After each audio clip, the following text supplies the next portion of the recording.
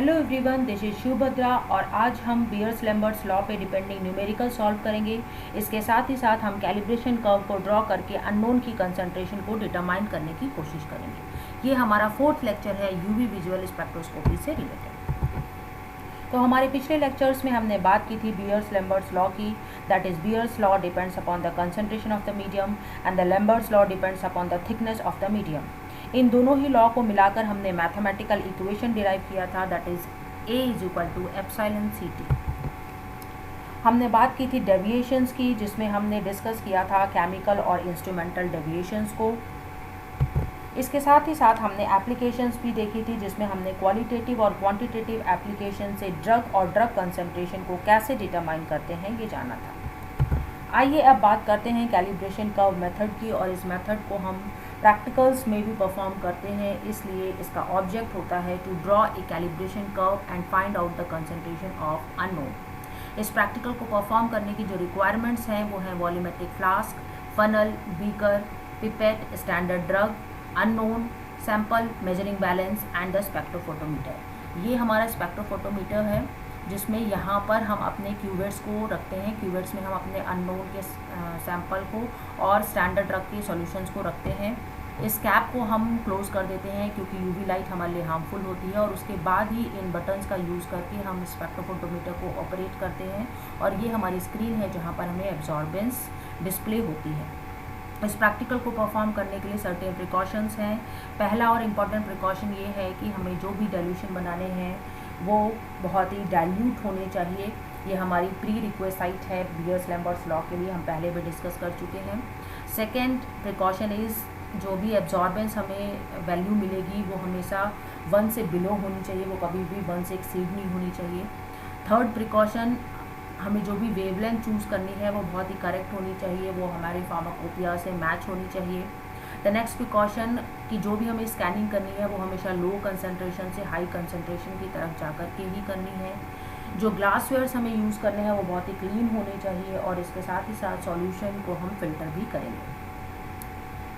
अब इस प्रैक्टिकल को कैसे लिखना है उसको जानने के लिए आप हमारे पिछले लेक्चर जो मैंने बनाया था लैब रिकॉर्ड को कैसे लिखें उसमें जाकर देख सकते हैं। अब इस प्रैक्टिकल को हम 3 स्टेप में परफॉर्म करते हैं। हमारा स्टेप 1 होता है preparation of dilutions, the step second is to observe the absorbance by using spectrophotometer, and the third step is calculation. तो देखते हैं फर्स्ट स्टेप में होता है हमारा प्रिपरेशन ऑफ डाइल्यूशन, जिसमें हम एक फार्मूला यूज़ करते हैं। हमारा फार्मूला होता है जितने अमाउंट की ड्रग हमें यूज़ करनी है उसे हमें कितने सॉल्वेंट में डिजॉल्व करना है इनटू 1000। जैसे फॉर एग्जांपल अगर मुझे पैरासीटामोल का स्टैंडर्ड कर्व बनाना है तो मैं पैरासीटामोल का रॉ मटेरियल यूज़ करूँगी। फॉर एग्जाम्पल 100 ml में डिजॉल्व कर रही हूँ, जो वैल्यू आई है वो 0.1 है, मैंने उसे 1000 से मल्टीप्लाई किया है तो मुझे 100 माइक्रोग्राम पर ml का एक स्टॉक सॉल्यूशन मिल गया है। अब मैं सीरियल डाइल्यूशन मेथड से अपने वर्किंग डाइल्यूशन बनाऊंगी। यहाँ पर मैंने 100 माइक्रोग्राम पर ml से 3.2 ml का सॉल्यूशन निकाला है और उसे 6.8 ml ऑफ सॉल्वेंट से मिला दिया है। अब जो मुझे कंसंट्रेशन मिली है वो 32 माइक्रोग्राम पर ml के सॉल्यूशन की मिली है। जो भी डाइल्यूशंस हमको चूज़ करना चाहिए वो कुछ इस तरीके की हो जिसमें हमें बार बार पिपेटिंग करने की ज़रूरत ना पड़े। जब हम बार बार पिपेटिंग करते हैं तो हमारे एरर्स बढ़ जाते हैं, इसलिए यहाँ पर जो डाइल्यूशंस मैंने चूज़ किए हैं वो 32, 16, 8, 4, 2 और 1 किए हैं, जो एग्जैक्टली एक दूसरे के हाफ हैं, और यहाँ पर हमें बहुत कम पिपेटिंग करने की ज़रूरत पड़ेगी। जैसे 32 माइक्रोग्राम पर ml से मैंने 5 ml सोल्यूशन निकाला और 5 ml का सॉल्वेंट मिला दिया है, तो मुझे 16 माइक्रोग्राम पर ml का सोल्यूशन मिला है। अब 16 माइक्रोग्राम पर ml से 5 ml मैं सॉल्यूशन लूँगी और 5 ml का सॉल्वेंट डालूँगी, तो मुझे 8 माइक्रोग्राम पर ml का सॉल्यूशन मिला है। इसी सेम तरीके से हम 4, 2 और 1 माइक्रोग्राम पर ml का सॉल्यूशन भी हाफ करके बनाएंगे। अब ध्यान रखने वाली बात यह है कि जो भी हम कैलिब्रेशन कर्व करते हैं, ड्रॉ करते हैं, उसके लिए जो मिनिमम नंबर ऑफ डाइल्यूशंस होने चाहिए वो 5 होने चाहिए। इसलिए मैंने यहाँ पर 6 डाइल्यूशंस को चूज़ किया है, दैट इज़ 32, 16, 8, 4, 2 एंड 1 माइक्रोग्राम पर ml। अब जब डाइल्यूशंस हमारे रेडी हो गए हैं तो हम स्पेक्ट्रोफोटोमीटर से एब्जॉर्बेंस को यूज़ करेंगे, उसके साथ ही साथ एब्जॉर्बेंस को मेज़र करेंगे, साथ ही साथ हम ब्लैंक को भी लगाएंगे। जो भी एब्जॉर्बेंस की वैल्यू आएगी उसी से हम कैलकुलेशन करेंगे। तो जो भी हमारा न्यूमेरिकल होता है वो कुछ इस तरीके का होता है। That is here you have given the following set of data for a compound A, can you give the least square equation better fitting the curve. तो ये हमारे जो वैल्यूज़ हैं ये हमारे कंसंट्रेशन है 1, 2, 4, 8, 16, 32 और ये हमारे एब्जॉर्बेंस है जो हमारे स्पेक्ट्रोफोटोमीटर से हमें मिल चुकी है। The second part of numerical is what is the concentration of A when we obtain an absorbance of 0.297। तो यहाँ हमें unknown की concentration determine करनी है। And the third part of the numerical is the fitting of the curve to the equation is acceptable। तो इसको numerical को solve करने के लिए, इसके साथ ही साथ कैलिब्रेशन कर्व को ड्रॉ करने के लिए हमने यहाँ पर एक्सेल शीट पर अपने वैल्यूज़ को पुट कर लिया है। अब इस वैल्यू से हम कैलिब्रेशन कर्व को ड्रॉ करेंगे, जिसके लिए हम कंसंट्रेशन और एब्जॉर्बेंस को सेलेक्ट करेंगे। इंसर्ट चार्ट्स में हम स्कैटर में जाएंगे। स्कैटर में हमें ये प्लॉट मिल गया है।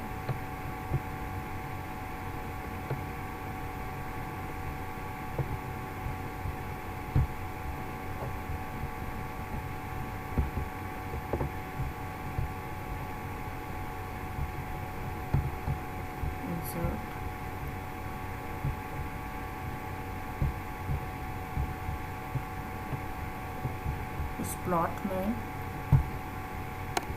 This is our calibration curve.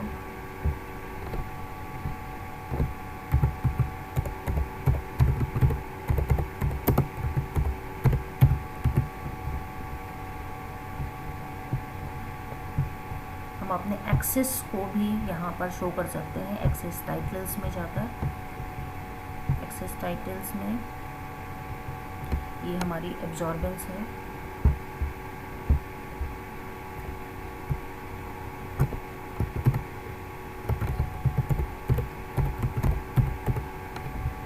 ये हमारी कंसंट्रेशन है।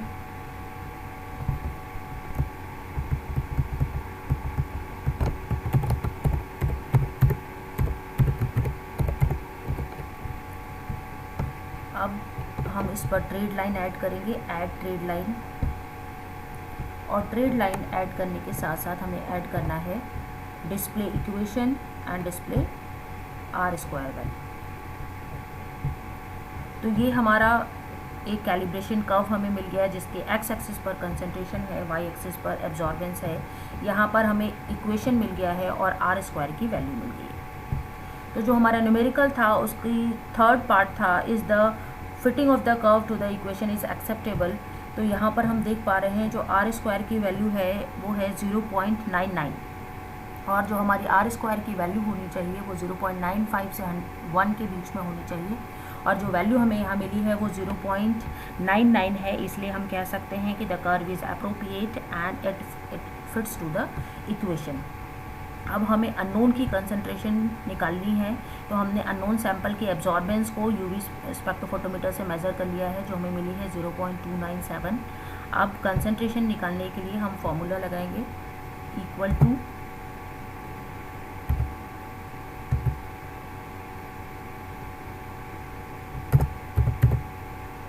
Trend bracket, we have to select the concentration, comma, we have to select the absorbance, comma, we have to select the unknown absorbance and then bracket. So this is the concentration of unknown, that is 6.66 microgram पर ml। ये Excel seat का use करके भी हम calculation कर सकते हैं, but जब हम लैब में परफॉर्म करते हैं तो हम कैलकुलेशन करते हैं हमारा जो इक्वेशन हमें मिल गया है उससे। हमारा जो इक्वेशन मिला था वो था y = 0.0368x + 0.0527 और ये हमारा इक्वेशन स्ट्रेट लाइन है, इसलिए ये हमारे इक्वेशन में फिट होता है, that is y = mx + c। यहाँ पर हमें x की वैल्यू निकालनी है और x की वैल्यू को निकालने के लिए हम इक्वेशन में रीअरेंजमेंट करेंगे और यहाँ पर कैलकुलेशन के बाद जो हमें वैल्यू मिल गई है वो भी है 6.6 माइक्रोग्राम पर ml।